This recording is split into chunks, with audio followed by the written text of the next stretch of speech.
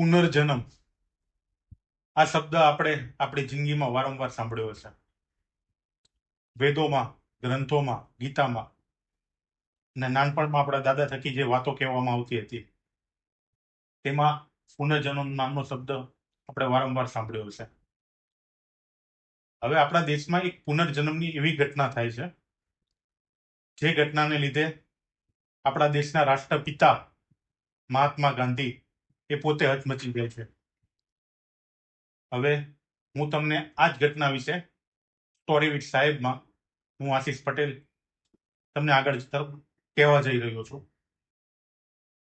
આપણા દેશમાં પુનર્જન્મની ઘણી બધી ઘટનાઓ બની છે, પણ પુનર્જન્મના સચ્ચાઈની સૌથી નજીકની સ્ટોરી જે કહેવામાં આવે, જે હું આજે તમને જે કહેવા જઈ રહ્યો છું એ સ્ટોરી છે. હવે વાત શરૂ થાય છે 8 જૈન 1902, 8 જાન્યુઆરી 1902 મથુરાના એક ગામમાં ચતુર્ભુજ નામના વ્યક્તિને ત્યાં એક દીકરીનો જન્મ થાય છે. હવે એ દીકરીનું નામ લુગ્ધી રાખવામાં આવે છે. લુગ્ધીના જન્મ પછી પરિવારમાં ખુશીની લહેર આવી જાય છે. હવે દીકરીને ઘરે લાવવામાં આવે છે દવાખાનાથી. ઘરે એની સાર સંભાળ એના માતા પિતા દ્વારા રાખવામાં આવે છે. હવે દીકરી ધીમે ધીમે મોટી થઈ રહી છે. હવે આ વાત એ સમયની છે, એ વખતમાં દીકરાઓના લગ્ન બહુ જ નાનપણમાં થઈ જતા હતા.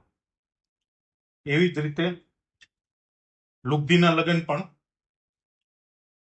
નાનપણમાં 10 વર્ષની ઉંમરમાં મથુરામાં જ રહેતા એક કાપડના વેપારી કેદારનાથ ચોબે જોડે થાય છે. હવે લગ્ન પછી લુગ્ધી જે કાપડના વેપારી હતા ચોબે, એના ઘરે લુગ્ધી સાસરે જાય છે. હવે કેદારનાથ ચોબેના આ બીજા લગ્ન હતા. એની પહેલા લગ્ન થયા હતા, જે પત્નીનું બીમારી કારણે મોત થયું હતું. હવે લુગ્ધીની વિદાય થાય છે, તે સાસરે આવી જાય છે. ધીમે ધીમે હવે દિવસો વીતતા જાય છે. લુગ્ધીની ઉંમર મોટી થઈ રહી છે. 1924 લુગ્ધી પહેલી વાર પ્રેગ્નેન્ટ થાય છે. હોસ્પિટલ લઈ જવામાં આવે છે. કમનસીબે મરેલા દીકરાને જન્મ આપે છે, જેથી કેદારનાથ ચોબેમાં અને લુગ્ધીને ભારે આઘાત લાગે છે. હવે લુગ્ધી ઘરે આવી જાય છે. સમય વીતતો જાય છે. એક્ઝેક્ટ 1 વર્ષ પછી 25 સપ્ટેમ્બર 1925 લુગ્ધી ફરીથી પ્રેગ્નેન્ટ થાય છે. તે વખતે લુગ્ધી એક દીકરાને જન્મ આપે છે. દીકરો તંદુરસ્ત હોય છે, પણ કમનસીબે લુગ્ધીની તબિયત લથડે છે, જેથી કરીને લુગ્ધીને હોસ્પિટલમાં એડમિટ રાખવામાં આવે છે. હવે દીકરાના જન્મ પછી 9 દિવસ સુધી લુગ્ધી હોસ્પિટલમાં એડમિટ રહે છે, અને 9 દિવસમાં લુગ્ધી એના દીકરા જોડે એક જ વાર મુલાકાત કરે છે અને એને રમાડે છે, એની જોડે હસી મજાક કરે છે. 9 દિવસ પછી અને હા, આ વખતે વૃદ્ધિની ડિલિવરી મથુરાની જગ્યાએ આગ્રાની સરકારી હોસ્પિટલમાં કરવામાં આવે છે, કારણ કે આગળ પહેલા બાળકનો જન્મ થયો હતો, જે કમનસીબે મોત પામ્યો હતો, જેના લીધે કેદારનાથ ચોબે આ વખત કાળજી રાખે છે. 9 દિવસ પછી લુગ્ધીની તબિયત ના લીધે લુગ્ધીનું કમનસીબે અવસાન થાય છે. તે વખતે લુગધીની 23 વર્ષની ઉંમર હતી. હવે લુગધીના મોત પછી કેદારનાથ ચોબે દ્વારા દીકરાને ઘરે લાવવામાં આવે છે, એની સાર સંભાળ રાખવામાં આવે છે અને દીકરાનું નામ નવનીતલાલ રાખવામાં આવે છે. હવે કેદારનાથની પહેલી પત્નીનું મોત, એ પછી બીજી પત્ની લુગધીનું મોત, એક દીકરાનું મોત. કેદારનાથ ઘણા આઘાતમાં જતા રહે છે. હવે અહીંયાથી સ્ટોરી આખી બદલાય છે. લુગધીના મોત પછી 1 વર્ષ 10 મહિના અને 7 દિવસ પછી 11 ડિસેમ્બર 1926 ના રોજ દિલ્હીના એક એરિયામાં બાબુરંગ બહાદુર માથુર નામના વ્યક્તિના ત્યાં એક દીકરીનો જન્મ થાય છે. એ દીકરીનું નામ શાંતિ દેવી રાખવામાં આવે છે. હવે મથુરાથી દિલ્હીનું અંતર 150 થી 200 કિલોમીટર અંદાજે છે. શાંતિ દેવીના જન્મ પછી હવે સમય ધીમે ધીમે વીતે છે અને શાંતિ દેવીની ઉંમર અંદાજે 4 વર્ષની થાય છે. પણ 4 વર્ષની સુધી શાંતિ દેવી કઈ જ બોલતી નથી અને ચૂપચાપ રહે છે. એનો સ્વભાવમાં એકદમ ઉદાસી રહે છે. 4 વર્ષ પૂરા થતા જ શાંતિ દેવી બહુ બધું બોલવા લાગે છે. જે વાતો કરે છે એ વાતોથી એનું ફેમિલી ચોંકી જાય છે. હવે 4 વર્ષની દીકરી શાંતિ દેવી જે વાતો કરે છે એની બોલીમાં મથુરાની ભાષાનો લહેકો જોવા મળે છે, જે સાંભળીને બાબુરંગનું ફેમિલી અચરંજ પામી જાય છે. કારણ કે તેમના ફેમિલીમાંથી મથુરાથી કોઈ બિલોંગ કરતું ન હતું અને આજ સુધીમાંથી તેમના ફેમિલીમાંથી કોઈ મથુરા ગયું હતું નહીં. પણ ફેમિલીવાળા માતા પિતા સામાન્ય ઘટના સમજીને જવા દે છે.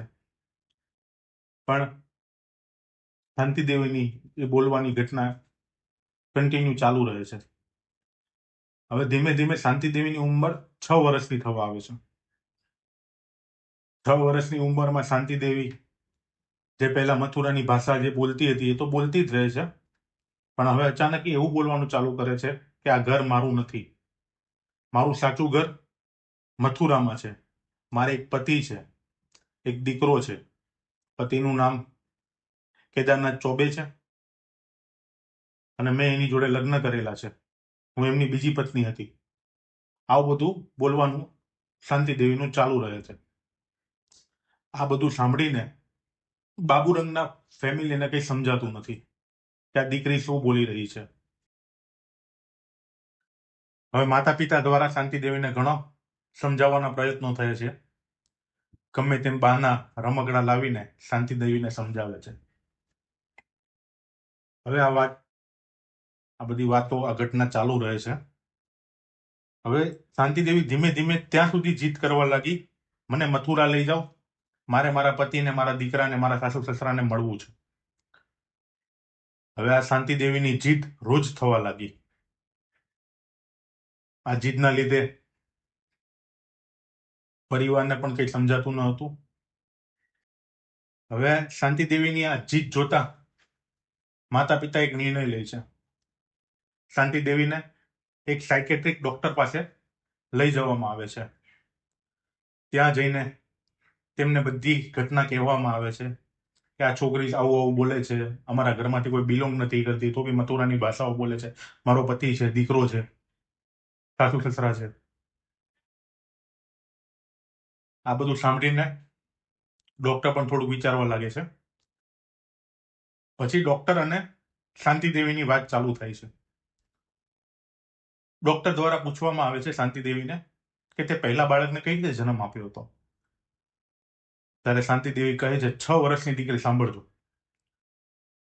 કે મેં સર્જરી દ્વારા એક પહેલા દીકરાને જન્મ આપ્યો હતો, જેનું જન્મ થતાં જ મૃત્યુ થઈ ગયું હતું. મારા પેટમાં હતો ત્યારે જ મૃત્યુ થઈ ગયું હતું. પછી મેં 1 વર્ષ પછી બીજા દીકરાને જન્મ આપ્યો, એનું પણ સર્જરી દ્વારા જ મેં જન્મ આપ્યો હતો. એનો તબિયત સારી હતી, હું 9 દિવસ એના 9 દિવસ પછી મારું મૃત્યુ થયું. હું 9 દિવસમાં એને એક જ વાર મળી શકી હતી. આ બધી વાત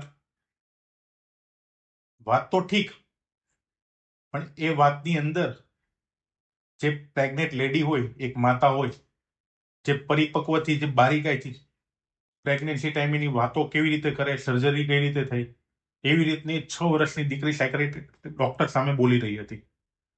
આ બધું સાંભળીને સાયકેટ્રિક ડોક્ટર વિચારતા થઈ જાય છે કે આ દીકરી પાસે આટલી સમજણ, ડોક્ટરની પરિભાષા કઈ રીતે હશે. હવે ડોક્ટર પણ શાંતિદેવીનો કોઈ ઈલાજ નથી કરી શકતા, જેથી શાંતિદેવીના માતા પિતા નિરાશ થઈને શાંતિદેવીના ઘરે લાવે છે.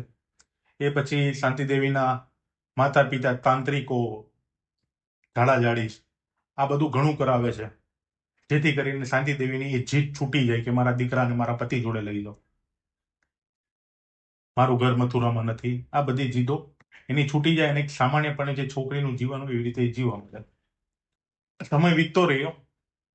હવે શાંતિદેવી બીજી બધી વાતો કરવાની ચાલુ કરે છે કે મારું ઘર ક્યાં છે, મારા પતિ કેવા દેખાય છે, એ બધી વાતો કરવાની ચાલુ કરે છે.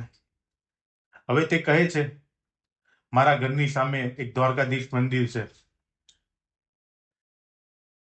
મારા ઘરની અંદર એક કૂવો છે, મારું ઘર 2 માળનું છે, એમાં બીજા માળમાં મારા બેડરૂમની અંદર મેં અમુક પૈસા જે એ ટાઈમે મેં સેવિંગ કરીને રાખ્યા હતા, એક જગ્યાએ એક પોટ છે એની નીચે મેં છુપાવીને રાખ્યા હતા. આ બધી ડિટેલ શાંતિદેવી હવે બોલવાનું ચાલુ કરે છે. એ પછી એના પતિની પણ વિગતો કહે છે કે મારા પતિ ગોરા જેવા દેખાય છે, એના ડાબા ગાલ ઉપર એક મસ્સો છે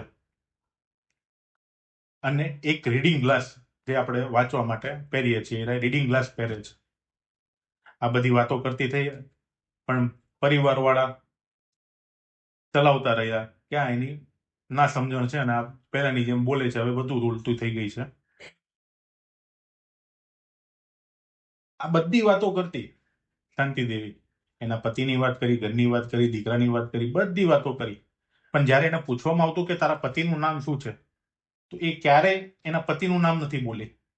જ્યારે પણ એના પતિનું નામ પૂછવામાં આવતું ત્યારે એ નીચું માથું કરીને હસવા લાગતી અને શરમાઈ જતી.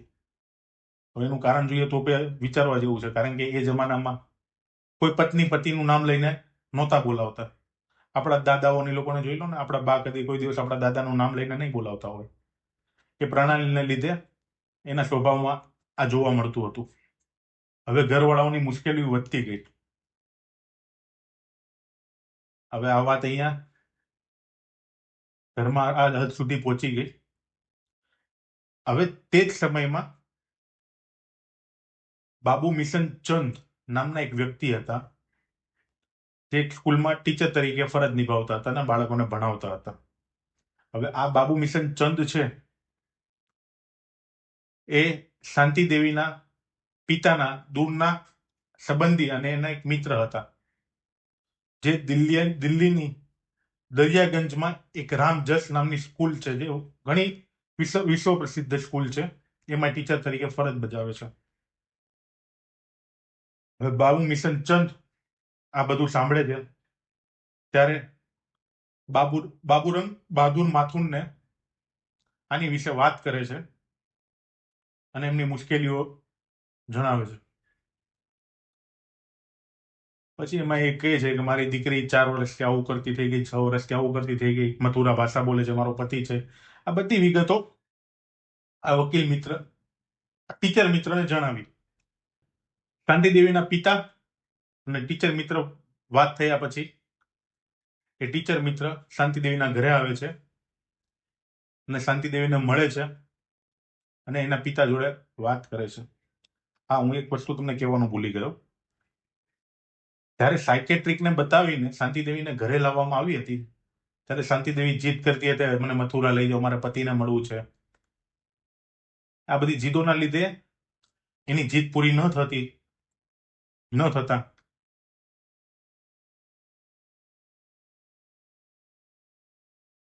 સાયકેટ્રિક ડોક્ટરને મળ્યા પછી શાંતિદેવી એક વખત ઘરેથી પણ ભાગી ગઈ 6 વર્ષની ઉંમરમાં. હવે ઘરવાળાઓને એમ લાગે છે કે શાંતિ દેવી આટલી બધી જીદ કરતી હતી મથુરા જવાની એટલે મથુરા જતી રહી હશે, પણ સદનસીબે શાંતિ દેવી દિલ્હી રેલવે સ્ટેશનથી મળી જાય છે. પછી તેને ઘરે લાવવામાં આવે છે. હવે આ ભાગવાની ઘટનાને લીધે શાંતિ દેવીના માતા પિતા સિરિયસ થઈ જાય છે આ ઘટનાને લઈને અને એનો ઉપાય કરવા માટે પ્રયત્નો કરે છે. હવે આ ટીચર બાબુ મિશન અને શાંતિ દેવીના પિતા અને શાંતિ દેવી ત્રણેય બેસીને આ વિશે વાત કરવાની ચાલુ કરે છે. હવે જે ટીચર સંબંધી બાબુ મિશન એ શાંતિ દેવીને એક લાલચ આપે છે કે તું તારા પતિનું નામ કહીશ તો હું તને મથુરા લઈ જઈશ અને તારી ઘરની થોડીક ડિટેલ આપીશ તો હું તને મથુરા લઈ જઈશ. આવી એક લાલચ આપે છે.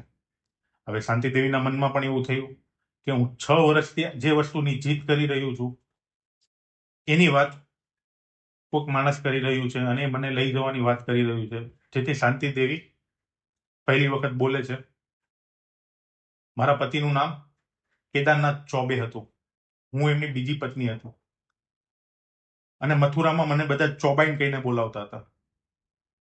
મારા પતિ એક કાપડના વેપારી હતા, મારો એક દીકરો પણ હતો.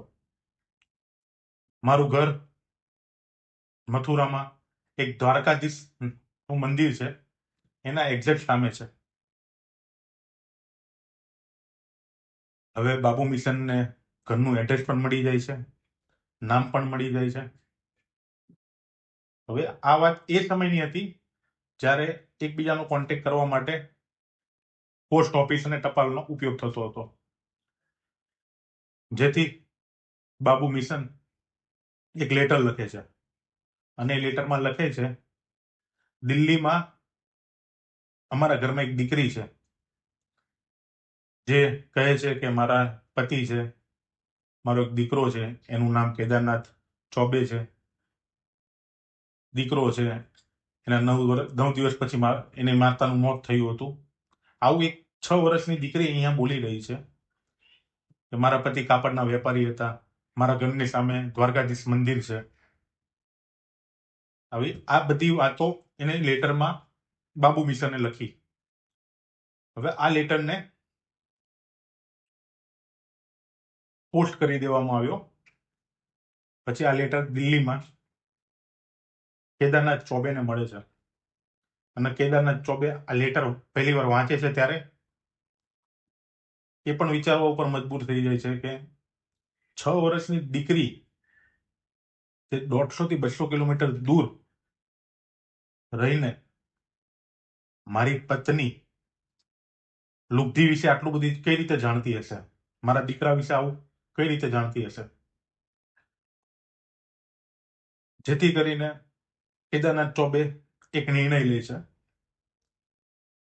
કે હું પોતે તો નહીં જાઉં દિલ્હી, પણ મારા એક કઝિનને મોકલીશ જે એક લુબ્ધીનો દિયર હતો, જેમનું નામ પંડિત કાંજીલાલ હતું. પછી પંડિત કાંજીલાલ મથુરાથી દિલ્હી આવે છે અને બાબુ મિશનને મળે છે. પછી બાબુ મિશન શાંતિ દેવીના ઘરે લઈ જાય છે અને શાંતિ દેવીને એવી રીતે કહીને મળવામાં આવે છે કે આ તારા પતિ કેદારનાથ ચોબે છે. ત્યારે શાંતિ દેવી પહેલી વાર એના દિયરની સામું જોવે છે અને થોડું ઘસે છે અને નીચું મોઢું રાખીને કહે છે, આ મારા પતિ નથી, પણ આ મારા એક દિયર છે. જે વાત જાણીને કનૈયાલાલ એ પણ ખૂબ ચોંકી જાય છે. પછી કનૈયાલાલ, શાંતિ દેવી, બાબુ મિશન અને શાંતિ દેવીના પિતા આ બધા બેસીને ઘરમાં બધી વાતો કરે છે. વાતો એ હતી કે શાંતિ દેવી 4 વર્ષની ઉંમરે શું બોલતી હતી, 6 વર્ષની ઉંમરે શું બોલતી હતી, મારું ઘર છે, મારા ઘરની સામે દ્વારકાધીશનું ટેમ્પલ છે, આ બધી વિગતો બોલે રાખતી હતી. હવે કનૈયાલાલ શાંતિ દેવીને બધું પૂછે છે ત્યારે શાંતિ દેવી એવી વિગતો બતાવે છે. શાંતિ દેવી, હું તમને કહેવાનું બોલ્યો, શાંતિ દેવી એ ટાઈમે ઘણી ધાર્મિક હતી. ધાર્મિકના લીધે એ પૂરા પરિવારમાં ઘણા તીર્થ સ્થળો ફર્યા હતા. એ તીર્થ સ્થળોમાં કાંજીલાલ પોતે પણ સામેલ હતા. કાંજીલાલને જે તીર્થ સ્થળોની જાણકારી આપે છે, હું કેવું ઘરેણું પહેરતી, મને કેવું ઘરેણું પસંદ હતું, મને ખાવામાં શું પસંદ હતું, આ બધી વિગતો કાંજીલાલને જણાવે છે. હવે કાંજીલાલના મગજ પણ વિચારતું બંધ થઈ જાય કે શું આમાં કરવું એમ. પછી કાંજીલાલ ત્યાંથી વિદાય લે છે અને ઝડપથી મથુરા આવે છે. અને મથુરા આવીને કેદારનાથ ચોબેને જણાવે છે કે આ 6 વર્ષની દીકરી જે બોલી રહી છે એ લુગધી વિશે ટોટલી માહિતી સાચી છે અને એક પુનઃજન્મ જ કહેવાય. હવે અહીંયાથી ઘટના ફરવાની શરૂ થાય છે અને એક એક કડીઓ જોડાતી જાય છે. કાંજીલાલના મોઢેથી સાચી હકીકત જાણ્યા પછી કેદારનાથ ચોબેનું મગજ કામ કરતું બંધ થઈ જાય છે અને એ 6 વર્ષની દીકરી શાંતિ દેવી, જેના મોઢેથી લુગધી બાબતમાં જેટલું બોલે છે બધું સાચું નીકળે છે, એને મળવા માટે મજબૂર થઈ જાય છે. તો વાત અહીંયા પણ એવું થાય છે કેદારનાથ ચોબેના જીવનમાં કે લુગધીના મૃત્યુ પછી એ ત્રીજી પત્ની જોડે લગ્ન કરે છે. ત્યાં પણ એમને તકલીફો આવે છે. તો પણ કેદારનાથ ચોબે 6 વર્ષની દીકરીને મળવા માટે મજબૂર થઈને કેદારનાથ ચોબે, એમનો દીકરો નવનીતલાલ અને કેદારનાથ ચોબેની માતા ત્રણેય જણા 12 નવેમ્બર 1935 રોજ દિલ્હી આવવા માટે નીકળે છે. હવે આ સમયગાળામાં શાંતિદેવીની ઉંમરમાં પણ વધારો થાય છે. શાંતિદેવીની એ વખતે 9 વર્ષની ઉંમર થાય છે. હવે કેદારનાથ ચોબે દિલ્હી આવે છે, શાંતિદેવીના ઘરવાળાઓને મળે છે. ત્યારે ફરીથી ખોટું બોલીને એમ કહેવામાં આવે છે કે આ તમારા જેઠ છે. ત્યારે શાંતિદેવી ફરીથી કેદારનાથ ચોબેને સામું જોવે છે, નીચું મોઢું કરે છે, શરમાય છે અને બોલે છે, આ મારા જેઠ નહીં પણ અમારા પતિ કેદારનાથ ચોબે છે અને હું જ એમની ચોબાઈન છું. પછી નવનીતલાલ સામું જોઈને કહે છે, આ મારો દીકરો છે. ત્યારે બાબુ મિશન કહે છે શાંતિદેવીને કે તું કહેતી હતી કે તે જન્મ આપ્યા પછી, દીકરાને જન્મ આપ્યા પછી એક જ વાર તારા દીકરાને જોયો છે, તો તને કેવી રીતે ખબર પડી કે આ તારો દીકરો છે?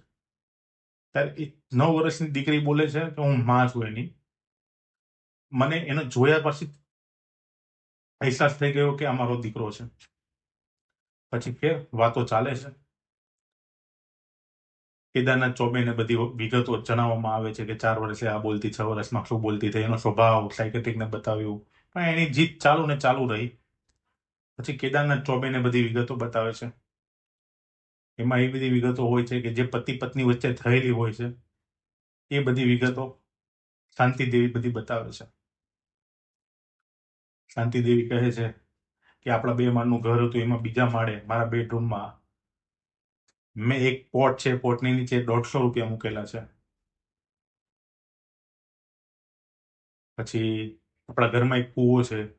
બધી વિગતો કહે છે. આપણા ઘરની સામે એક દ્વારકાધીશનું મંદિર છે. આ બધી વિગતો કેદારનાથ ચોબેને જણાવવામાં આવે છે. પછી આ બધી વાતો થયા પછી બધાનું ઘરે જમવાનું બને છે શાંતિદેવીના ઘરે. ત્યારે શાંતિદેવીના માતા પિતા દ્વારા પૂછવામાં આવે છે કે જમવામાં શું બનાવીએ? ત્યારે શાંતિદેવી કહે છે કે હું તમને કહીશ શું બનાવવાનું છે. ત્યારે શાંતિદેવી કહે છે મારા સાસુ અને પતિને આલુ પરોઠા અને ખીરાની સબ્જી અને સરગવાની કઢી અને જે વાનગીઓ ભાવે છે એ બધી વાનગીઓ કહે છે. પછી એ વાનગીઓ માતા પિતા દ્વારા બનાવવામાં આવે છે અને ચોબેના ફેમિલીને જમાડવામાં આવે છે. હવે વિદાયનો સમય થાય છે રાતે.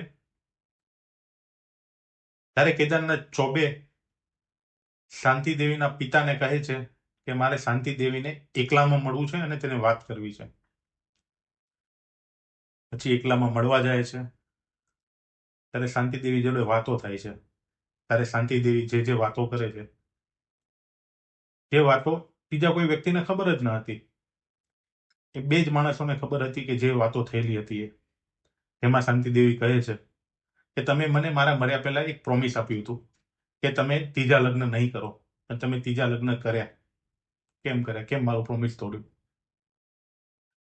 આવા બીજા ઘણા પ્રોમિસો આપ્યા હતા ચોબે દ્વારા ચોબેનને, પણ એ બધા પ્રોમિસો કેદારનાથ ચોબે જોડ્યા હતા.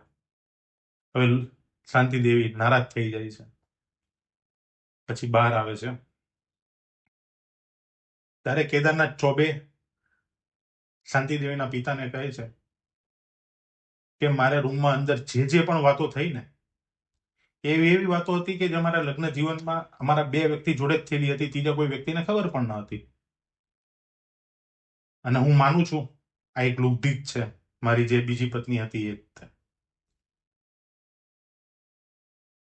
શાંતિ દેવી નારાજ થઈ જાય છે પણ જીત કરે છે. મારે મારા પતિ જોડે જવું છે, દીકરા જોડે જવું છે, મારા સાસુ જોડે જવું છે. પણ શાંતિ દેવીના પિતા દ્વારા ગમે તેમ કરીને શાંતિ દેવીને મનાવવામાં આવે છે. આ ઘટના અહીંયા પૂરી થાય છે. કેદારનાથ ચોબે પાછા મથુરા આવી જાય છે. હવે એમાં એક સમજવા જેવી વાત હતી. જ્યારે શાંતિ દેવી એમ કહે છે કે આ મારો દીકરો છે અને મેં એને એક જ વાર રમાડ્યો હતો, જે નવનીત લાલ, એ વખતે જાણવા જોગ એવો હતો એ વખતે શાંતિ દેવીની ઉંમર 9 વર્ષ અને નવનીત લાલની ઉંમર 10 વર્ષની હતી, અને એક માર દીકરાનો મિલાપ થઈ રહ્યો હતો. હવે વાત આગળ જાય છે. કેદારનાથને મથુરા આવ્યા પછી આખી પુનર્જન્મની ઘટના આખા ભારતમાં ફેલાય છે, બધાના મોટા દ્વારા મીડિયામાં છપાય છે, બહારના જર્નલિસ્ટો ઇન્ડિયામાં આવે છે, શાંતિ દેવીના ઇન્ટરવ્યુ લે છે. હવે આ વાત ગાંધીજી સુધી પણ પહોંચે છે. ગાંધીજી જે આશ્રમમાં બેસતા હતા એ આશ્રમમાં એમના જોડે બેસવા વાળા ઘણા વ્યક્તિઓના મોઢેથી આ વાત સાંભળવામાં આવે છે. ત્યારે ગાંધીજી પણ વિચારે છે કે આની સાચી હકીકત બહાર આવવી જોઈએ. એ પછી શાંતિ દેવીનો કોન્ટેક્ટ કરવામાં આવે છે અને શાંતિ દેવીને આશ્રમમાં બોલાવવામાં આવે છે અને શાંતિ દેવી જોડે વાત થાય છે. ત્યારે શાંતિ દેવી એના જન્મથી લઈને 9 વર્ષ સુધી જે ઘટનાઓ બની એ બધી ઘટનાઓ કહે છે કે એ ટાઈમમાં મારા પતિ પણ મારા ઘરે આવીને ગયા, એમને મેં કન્ફર્મ કર્યું, મારા દિયર પણ ઘરે આવીને ગયા, એમને પણ કન્ફર્મ કર્યું. જે પણ અંદર વાતો હતી દ્વારકાધીશ ટેમ્પલની, મારા ઘરમાં કૂવો છે, પૈસા મેં આટલા સંતાડ્યા છે, મારી જે જમાપુંજી હતી. કે ગાંધીજીને એવું થાય છે કે 9 વર્ષની દીકરી જે બોલી રહી છે એની સચ્ચાઈ તો સામે આવી જ જોઈએ. કે આ પુનર્જન્મ છે કે આ બીજું કોઈ છે એ જાણવા માટે ગાંધીજી એક નિર્ણય લે છે ને 15 લોકોની એવી ટીમ બનાવે છે જે ટીમમાં મેમ્બર ઓફ પાર્લામેન્ટ એ ટાઈમના સ્પેશિયલ ડોક્ટરો જે વિશ્વભરમાં પ્રસિદ્ધ હોય એવા જર્નાલિસ્ટો, પ્રેસ, મીડિયા, વકીલો, જજ, આ બધાનો સમાવેશ કરવામાં આવે છે અને 15 લોકોની ટીમ બનાવવામાં આવે છે અને કહેવામાં આવે છે તમે શાંતિ દેવીને મળો અને એને લઈને મથુરા જાઓ અને સાચી હકીકત શું છે એના મને રિપોર્ટ આપો. ગાંધીજીના આદેશ પછી 24 નવેમ્બર 1935ના રોજ 15 લોકોની ટીમ શાંતિ દેવી જોડે રહીને મથુરા જવા નીકળે છે. આ ટ્રેનમાં જાય છે. આ લોકો ટ્રેનમાં કમિટી દ્વારા બધું પૂછવામાં આવે છે શાંતિ દેવીને ત્યારે શાંતિદેવી કહે છે કે ટ્રેન તો બહુ સમય પછી આવવાની હશે અને મારે મોડું થઈ જશે, આપણે પહોંચશું ત્યાં સુધીના મંદિર કે પટ બંધ હો જાયગી, આવું બોલે છે. ત્યારે ટીમ પણ વિચારે છે કે આ શું બોલે છે દિલ્હીમાં રહેવાવાળી છોકરી, કારણ કે જે આ ભાષા હતી ને એમાં મથુરાનો લહેકો હતો. મથુરાની અંદર મંદિરના દરવાજાને, જે મેન દરવાજો ને, પટ કહેવામાં આવે છે. હવે દિલ્હીથી આ ટ્રેન મથુરા પહોંચે છે. મથુરા રેલવે સ્ટેશન ઉપર પહોંચતા જ કમિટી શાંતિદેવીને પૂછે છે કે તમે 23 વર્ષ મથુરામાં રહ્યા, તમને કોઈ વ્યક્તિ અહીંયા જાણતું તો હશે ને સ્ટેશન આજુબાજુમાં, કે તમે જોવો તમને કોઈ ઓળખીતું મળે તો અમને જણાવો. ત્યારે એક વ્યક્તિ એવો સામે ઉભો હોય છે, એને શાંતિદેવી કહે છે આ મારા એક દૂરના જેઠ છે. પછી કમિટી દ્વારા એ વ્યક્તિને પૂછતાછ કરવામાં આવે છે, ત્યારે એ પણ કહે છે હા, હું કેદારનાથ ચોબેનો એક મોટો ભાઈ છું. પછી સ્ટેશનની બહાર આવે છે કમિટી અને શાંતિદેવી, 2 ઘોડાગાડીઓ કરવામાં આવે છે ઘર સુધી પહોંચવા માટે શાંતિદેવીના, જે લુગદીના. અને શાંતિદેવીને એવું કહેવામાં આવે છે કે તને તારા ઘરનો રસ્તો તો ખબર હશે ને, તો હવે તું બતાવજે કે ઘર સુધી કયા રસ્તેથી જવું ઘોડાવાળાને. ઘોડાવાળા ચાલતા થાય છે. ત્યારે શાંતિદેવી દ્વારકાધીશના મંદિરની સામે ઘોડાવાળાને કહે છે અહીંયા ઘોડાગાડી તમે ઊભી રાખો, કારણ કે દ્વારકાધીશ મંદિરની સામે એક્ઝેક્ટ લુગધીનું ઘર હતું, કેદારનાથ ચોબેનું, જેમના પરિવારનું. શાંતિદેવીના જન્મ પછી 10 વર્ષે પહેલી વાર શાંતિદેવી મથુરા આવી હતી. ઘરમાં આવીને ચિકારીઓ કરવા મળે છે, દોડા દોડી કરવા મળે છે, આખા ઘરમાં આટાઓ મારવા મળે છે. જેમ નાનું છોકરું કેવી રીતે આનંદથી ખીલી ઉઠે એવી રીતે એને મથુરા ઘરે આવીને એટલી ખુશી મળી હતી કે ઘરમાં બધે ફરવા મળે છે, એની વસ્તુઓ ક્યાં ક્યાં પડી તે બધું ગોતવા મળે છે. પછી ઘરના પાછળના ભાગમાં જાય છે અને ત્યાંથી પાછી આવે છે, અંદર આવે છે ઘરમાં. ત્યારે કહે છે કે અહીંયા કૂવો તો ક્યાં ગયો.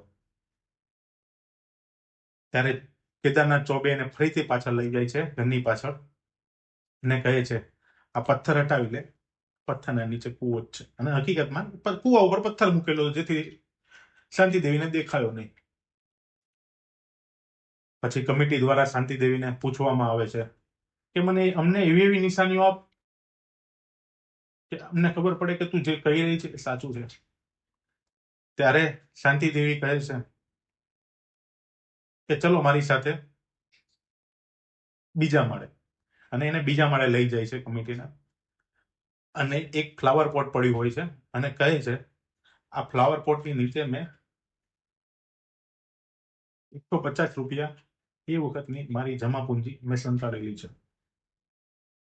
ફ્લાવર પોટની નીચે મેં મારી એ સમયની જમા પૂંજી સંતાડેલી છે. પછી કમિટી દ્વારા ત્યાં ખાડો ખોદવામાં આવે છે, પણ એ 150 રૂપિયા ત્યાં મળતા નથી. ત્યારે કેદારનાથ ચોબે કહે છે ત્યાં 150 રૂપિયા જ હતા અને મેં લીધેલા હતા લુગધીના મૃત્યુ પછી.